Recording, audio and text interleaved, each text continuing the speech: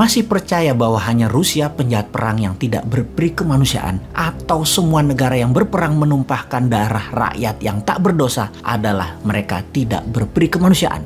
Rusia sejak bubar Soviet menginvasi Georgia, Chechnya, Crimea, dan terakhir saat ini adalah wilayah Donbas. Apakah jadi ambil 100% Ukraina? Kita lihat saja nanti. Namun dibanding Amerika, dalam kurun waktu 75 tahun selepas Perang Dunia Kedua, lebih 80 negara diinvasi oleh Amerika. Hingga saat ini masih banyak yang mereka invasi.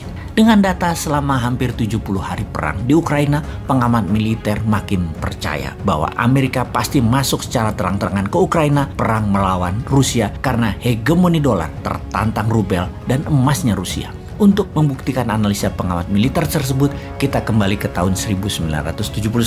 Di tahun 1971 adalah tahun bersejarah dunia bagi ekonomi dunia. Salah satunya mungkin kita di Indonesia bisa mengingatkan catatan ekonomi di tahun tersebut, di mana $1 kurang lebih nilainya adalah Rp375 dan 50 tahun kemudian, atau nilai dolar saat ini sekitar 14.500-an atau melemah 3.800%. Benar gitu ya, melemah 38 kali. Kemudian sekedar membandingkan dengan cara bernegara kelolaan ekonominya yang sudah 6 presiden sejak tahun 1971 hingga saat ini, belum ada tanda-tanda penguatan mata uang rupiah terhadap mata uang kuat dunia. Apakah kalau kita ganti presiden di tahun 2024, 2029, 2034, 2039 dengan ilmu sekolahan yang sama dan mengikuti pola yang sama akan membuat rupiah menguat? Artinya ekonomi menguat itu maksudnya ekspor naik tajam beruntun selama 10 tahun ke depan karena hasil produksinya meningkat misalnya. Mengapa di tahun 1971 tersebut menjadi tahun bersejarah bagi ekonomi? Bukan ekonomi Indonesia saja, tetapi ekonomi dunia. Kita mereview sebentar apa yang terjadi sebelum tahun 1971. Tarik mundur sekitar 20 tahunan sebelumnya, sekitar awal tahun 50-an, pasca Perang Dunia Kedua. Ekonomi di sektor masyarakat terdiri dari 3 strata ekonomi. Di puncak piramid, seperti business owner besar, para kapitalis, middle class ekonomi, misalnya para manajer, para direktur, profesional, dan UKMers. Dan yang terakhir di dasar piramid seperti kaum buruh, kaum petani, kaum nelayan. Itu ternyata punya kesamaan pola tumbuh. Bagaimana maksudnya? Kalau di masa itu para kapitalis besar pendapatannya naik 5%, maka kelas menengah juga naik sekitar 4-5%. Juga ternyata kelas bawah naik antara 3-5%. Sejalan, searah, hingga tahun 1971. Karena ketika 1971 ke sini terjadi pertumbuhan yang aneh, terjadi pelebaran jarak yang sangat signifikan, yaitu kaum puncak piramid naiknya bisa sampai 20%, middle class naiknya hanya 3%-an, lower class bahkan naiknya tidak lebih 1%-an. Puncak hasilnya bagaimana? Lihatlah sekarang ini, yang berada di puncak piramid hanya 7% populasi yang menguasai 90%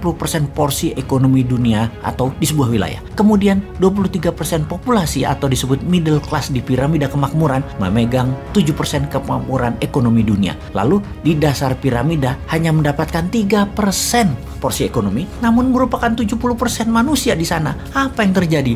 Mengapa terjadi? Sebelum kita membahasnya, kita ingatkan, ternyata secara bernegara, sejak tahun 1971 pun demikian. Negara besar menguasai 90% ekonomi dunia, negara menengah atau negara pasar hanya menguasai 7% ekonomi dunia, negara miskin yang biasanya merupakan negara penghasil bahan baku hanya mendapatkan 3% world wealth atau porsi ekonomi dunianya. Sekali lagi kita bertanya, apa yang terjadi? Apakah kita di kampus ekonomi selama 50 tahun terakhir tidak pernah mengajarkan hal ini? Apakah ilmu mereka di kampus jangan-jangan hanya membuat pinter dalam wacana berpikir saja, namun ilmu tersebut memang didesain bukan membuat kemakmuran yang nyata? Buktinya, di Indonesia sejak tahun 1971, Indonesia hingga saat ini masih berada di negara menengah dengan terakhir di $4.200 GDP per kapitanya. Selama 50 tahun, kita menjadi negara tengah terus. Bahkan kalau dilihat sejak 8 tahun terakhir, hanya naik 14% atau 2% per tahunnya pertumbuhan GDP per kapita Indonesia tersebut. Apakah salah ilmu ekonominya? Atau memang ya harus begini? Ini semua sudah di jalan yang benar. Kapan kita menjadi negara makmur dengan GDP per kapita di atas 12.000 atau naik 3 kali lipat dari sekarang? Atau dengan kecepatan 2% per tahun, ya 50 tahun lagi GDP per kapitanya 12.000. Apakah itu semua yang paling benar? Ada apa ini semua? Kita membahas lebih dalam. Ada dua peristiwa besar sejak tahun 1971. Kita bahas yang pertama, di mana sejak tahun 1971 household atau biaya rumah tangga ternyata naik meningkat, terutama pinjaman keuangannya. Bisa untuk mortgage loan, bisa untuk kebutuhan harian, bisa pinjaman pribadi atau personal kredit dari kartu kredit. Sebelum tahun 1971 rata-rata pinjaman untuk membangun rumah atau housing loan 10 tahun saja sudah lunas dan dimiliki 100%. Namun sejak 1971 menjadi 15 tahun, 20 tahun, bahkan sekarang ini 35 tahun belum juga lunas untuk dimiliki.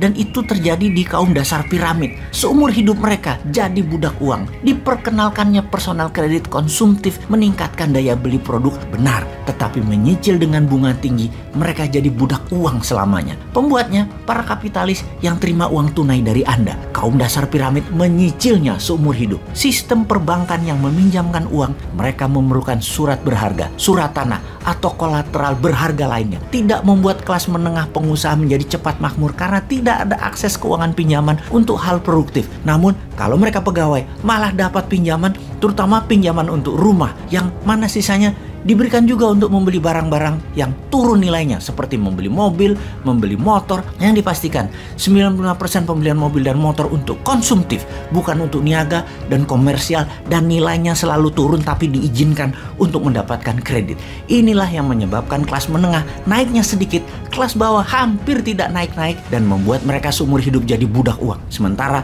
kaum kapitalis dapat pinjaman produktif, para banker dapat bunga biaya uang. Dalam 50 tahun, ternyata melebar jurang kekayaan dan kemiskinan itu. Itu pun terjadi di negara-negara yang hidupnya menggunakan hutangan pinjaman bukan untuk membangun hal yang produktif. Pendapatan negara-negara tersebut yang meminjam uang tersebut hanya ada dua jadinya. Menjadi negara middle of pyramid yang naiknya 3%-an, atau menjadi negara bottom of pyramid yang naiknya 1%-an. Lalu yang keduanya bagaimana? Apa hubungannya dengan Rusia? Bentar, fahami dulu yang pertama. Terus bayangkan, kepala jangan dibawa ke negara mana-mana, terutama negara Wakanda, jangan dibawa ke sana ya.